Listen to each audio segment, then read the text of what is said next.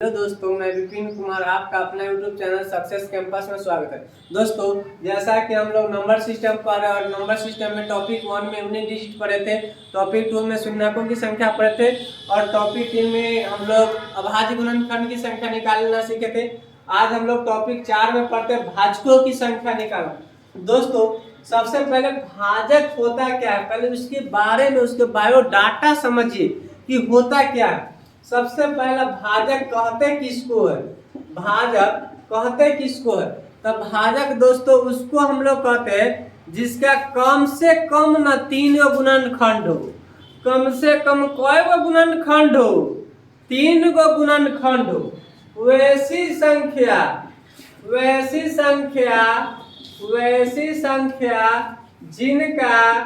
जिनका कम से कम 3 गुणनखंड हो और अधिक कितना हो सकता है।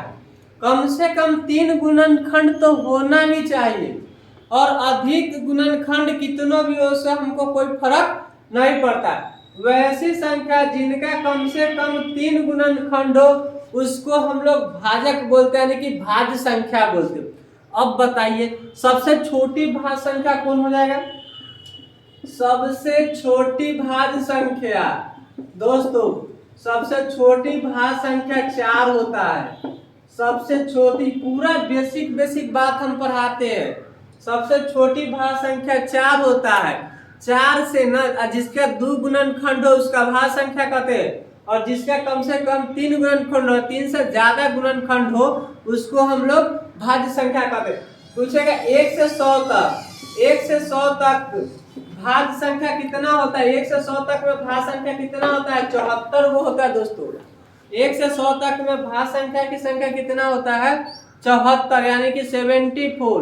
1 से 100 तक में भाज्य संख्या 74 होता है, क्योंकि 25 को कौन संख्या होता है, भाज्य संख्या होता है और 1 कौन संख्या होता है, प्राकृत संख्या होता है।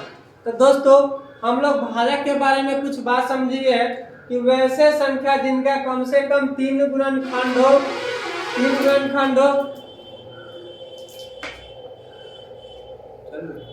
वैसी संख्या जिनका कम से कम 3 गुणनखंड हो। सबसे छोटी भाज्य संख्या 4 होती है। 1 से 100 तक में भाज्य संख्या की संख्या 74 होती है।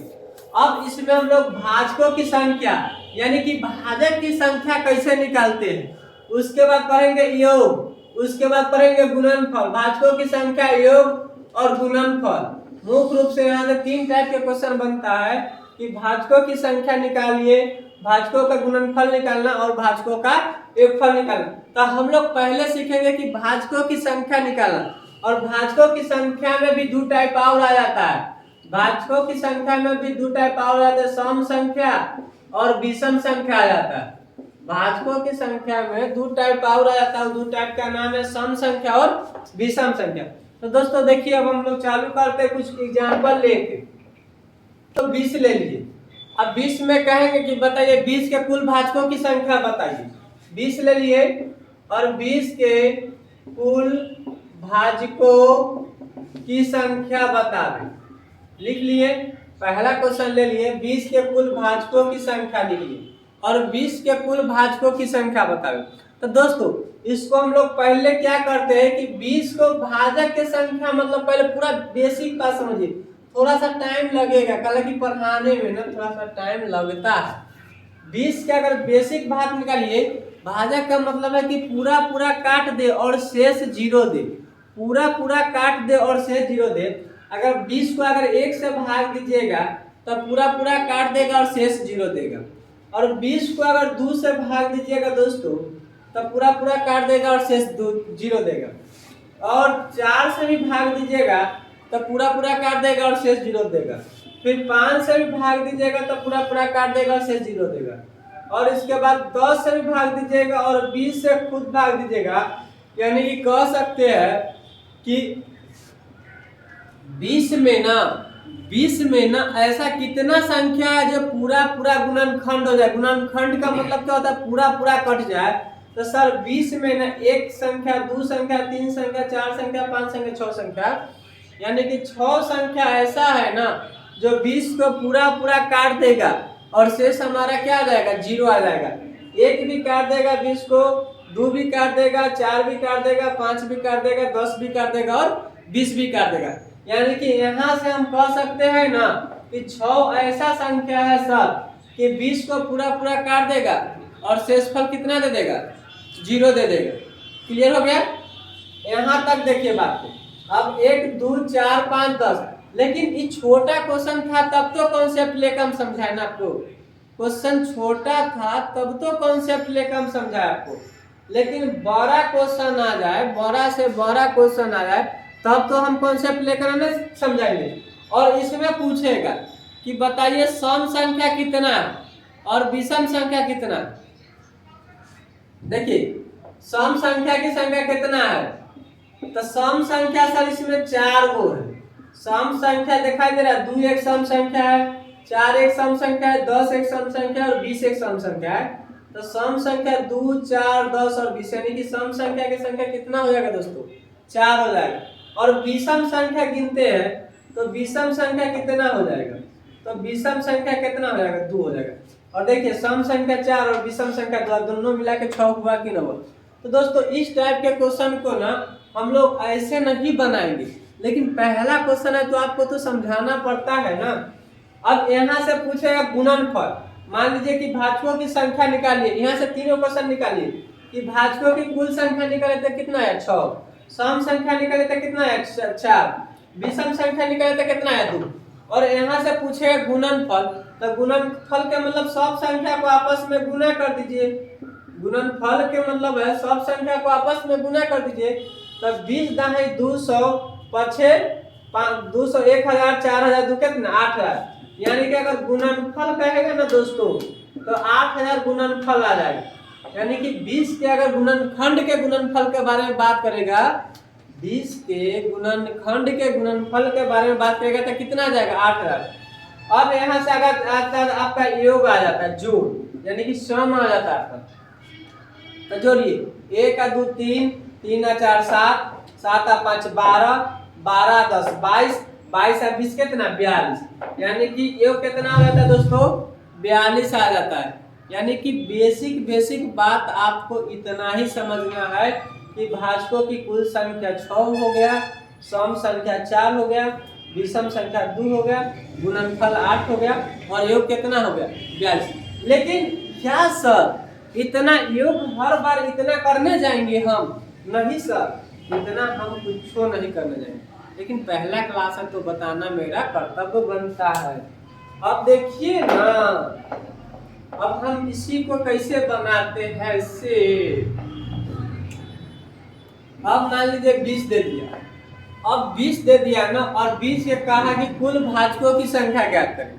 तो कुल भाजकों की संख्या ज्ञात करने के लिए आप 20 को एलसीएम लीजिए।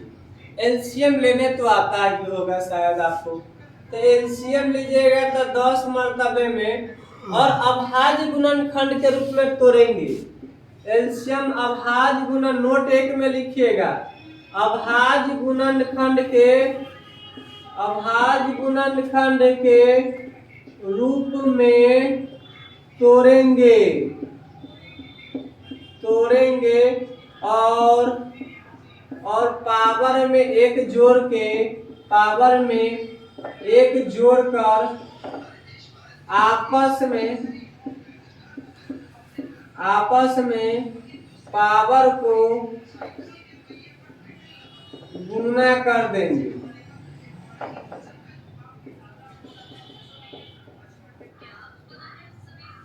अभाज्य गुणनखंड के रूप में तोड़ेंगे और पावर में 1 जोड़कर पावर को आपस में गुना कर देंगे। देखिए जैसे यहाँ पे समझिएगा कुछ बात, 2 से 5, 2 के 2 गुने 5। अगर 20 को अभाज्य गुणनखंड के रूप में तोड़ेंगे, अभाज्य गुणनखंड के रूप में तोड़ेंगे, अभाज्य गुणनखंड के रूप में 20 को तोड़ लिए और पावर में का 2 है तो 2 के पावर में 2 लिख सकते हैं और 5 के जेकरा पावर में कुछ नौकरा पावर में 1, जेकरा पावर में कुछ नौकरा पावर में कितना 1। अब पावर को आपस में 1 जोड़ देंगे, पावर में आपस में 1 जोड़ देंगे और हमको बेस से कोई मतलब नहीं, पावर को आपस में गुना करेंगे 3 और इंटू में कितना 3। बताइए दोस्तों 6 आया कि ना आया, ये आपका क्या निकल गया। देखो 3 दूना कितना हो गया 6। तो कुल भाजकों की संख्या यहाँ से आ गया कि ना 6।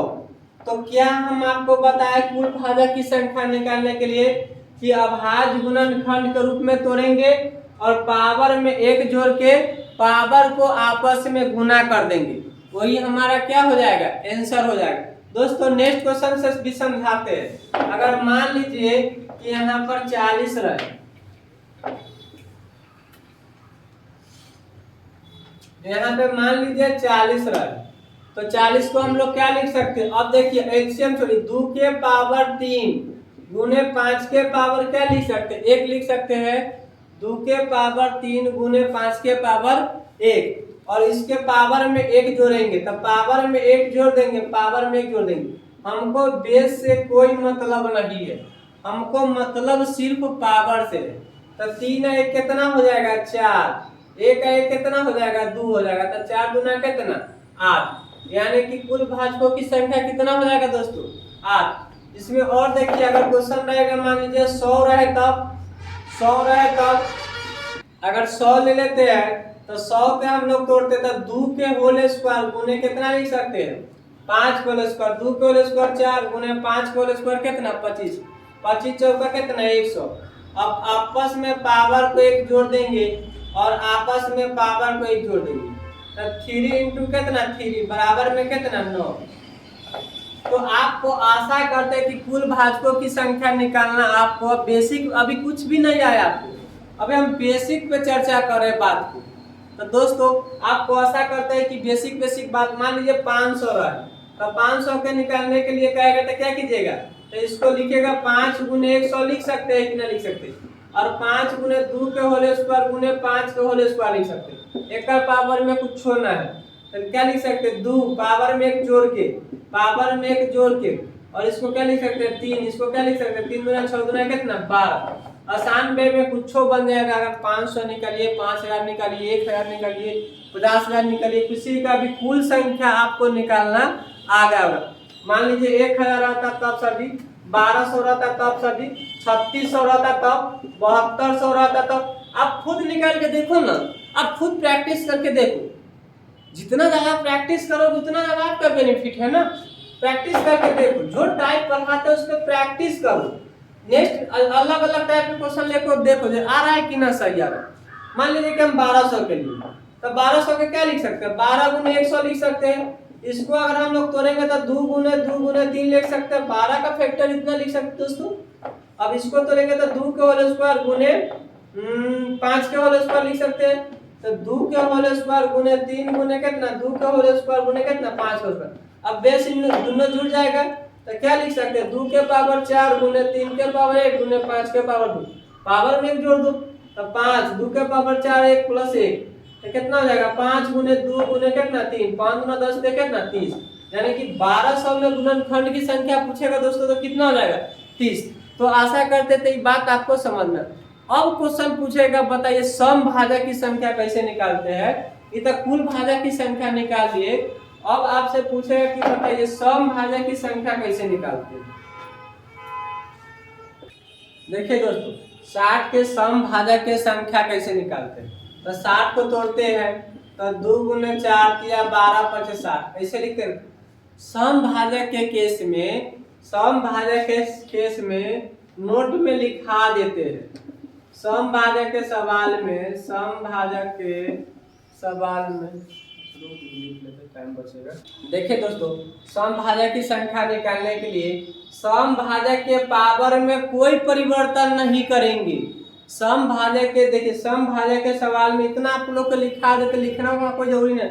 सम भाजक के सवाल में सम संख्या के पावर में कुछ भी नहीं लिखेंगे और विषम भाजक के पावर में 1 जोड़ के आपस में सब पावर को गुना कर देंगे।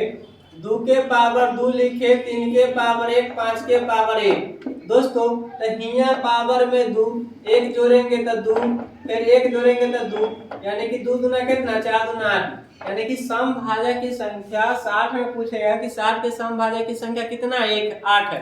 कैसे 8 है तो सर सम भाजक के पावर में कुछ भी नहीं करना, जितना पावर उसका दिले रहेगा उतना लिख देंगे और विषम संख्या के पावर में 1 जोड़ के लिख देंगे। मान लीजिए कि 100 रहता, मान लीजिए यहाँ पे 100 रहता, सपोज दैट करो यहाँ पे अगर 100 रहता तो 100 को हम लोग क्या कर सकते हैं, 100 को हम लोग लिख सकते हैं 2 के होल स्क्वायर 5 के होल स्क्वायर, इसका समभाजक के पावर ऐसा जैसे तैसे, इसमें एक बढ़ाओ तो 2 एक कितना 3, 2 3 कितना हो गया दोस्तों 6 हो गया, यानी कि समभाजक की संख्या कितना हो गया 6 हो गया।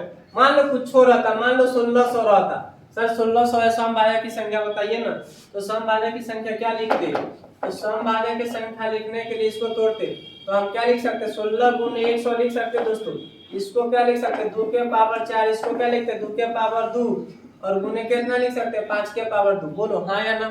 समभाजक की संख्या 16 गुने 100 लिखे तो 16 गुने 100 तो 16 का अगर तोड़े तो 2 के पावर 4 16 होता है और 2 के होल स्क्वायर और 5 के होल स्क्वायर 100 होता है, तो 2 के पावर 4 इंटू 2 के पावर 2 यानी कि 6 लिख सकते हैं, 5 के पावर 2 लिख सकते हैं। बेस जब सेम रहता पावर जुड़ जाता है, यहाँ पे +1 यहाँ पे इस पे +1 नहीं होगा दोस्तों, एक 6 गुने कितना 3 यानी कि 6 3 18 यानी कि 1600 में ना दोस्तों 1600 में ना समभाजक की संख्या कितना हो जाएगा 18 हो जाएगा। दोस्तों इस टाइप से क्वेश्चन बनाइएगा, बहुत सारा क्वेश्चन है और अभी हम आपको खाली बेसिक बात बता रहे हैं। अब इसी का मान लीजिए कि विषम भाजक की संख्या निकालना होता, 80 के विषम भाजक की संख्या बताइए दोस्तों। 80 को हम लोग क्या लिख सकते हैं 2 के पावर 4 16 गुने कितना 5, 80 को अगर फैक्टर तोड़ेंगे तो 2 के पावर गुने 5 80 लिख सकते हैं कि ना, हाँ या ना। आप बोल सकते हैं सर हाँ लिख सकते, क्यों नहीं लिख सकते। अब विषम भाजक की संख्या निकालना है ना, तब विषम भाजक के संख्या में ना सम भाजक के पावर को भूल जाएंगे। विषम भाजक की संख्या निकालना है तो सम भाजक के संख्या के पावर को नहीं लिखेंगे, सम संख्या के पावर से कोई मतलब नहीं है, सम संख्या के पावर से कोई मतलब नहीं, ई बंदा से हमारा कोई मतलब नहीं है। विषम संख्या निकालना होगा ना, विषम संख्या के कुल गुणनफल निकालना होगा ना, तो सम भाजक में अबे ना करता है। अब विषम भाजक के पावर में ना एक जोड़ दे भाई, एक तो पहले से एक रख देते हैं, विषम भाजक की संख्या क्या हो जाएगा दोस्तों 2 हो जाएगा, यानी कि 80 के विषम भाजक की संख्या कितना हो जाएगा 2 हो जाएगा। विषम भाजक की संख्या निकालने के लिए सम भाजक के पावर में कोई परिवर्तन नहीं करेंगे और विषम भाजक के पावर में एक जोड़ देंगे और एक जोड़ने के बाद रिजल्ट हमारा क्या आ जाता है 2 आ जाता है। जैसे क्वेश्चन नेक्स्ट क्वेश्चन देखिए, मान लीजिए कि 180 18 दे दिया, मान लीजिए 18 दे दिया, अभी आपको हम पूरा 0 लेवल पर आ रहे हैं 18 के विषम भाजक, तो 2 गुने 3 के होल स्क्वायर लिख सकते हैं, 3 के होल स्क्वायर एकर पावर, तो एकर पावर से हमारा कोई मतलब नहीं है, एकर पावर से हमको कोई मतलब नहीं, मतलब सिर्फ इससे है। तब 3 में कितना हो जाएगा विषम भाजक की संख्या 3 हो जाएगा। 3 को ऐसा विषम संख्या होगा ना, 18 के गुणनखंड में 3 को ऐसा विषम संख्या होगा जो 18 का पूरा काट सकता है। दोस्तों मान लीजिए कि 700 ले लीजिए, 700 को लीजिएगा तो क्या ले सकते हैं कि 7 गुने 100, अब 7 गुने 100 लिखेंगे तो इसको हम लोग क्या लिख सकते हैं 7 के पावर 1 प्लस 1 गुने 2 के होल स्क्वायर गुने 5 के होल स्क्वायर, इसको तो तोड़ सकते हैं।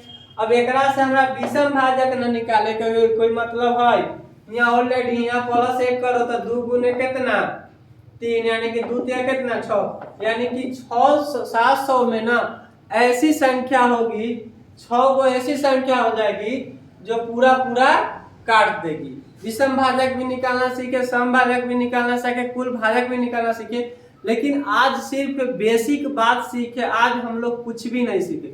हम कल इस पे कुछ अच्छा पावर वाला भी निकाल के आएंगे और कल कुछ और बेहतरीन ढंग से सिखाएंगे। आज भर इतना ही रहने दीजिए, मिलते हैं नेक्स्ट वीडियो में। जय हिंद जय भारत।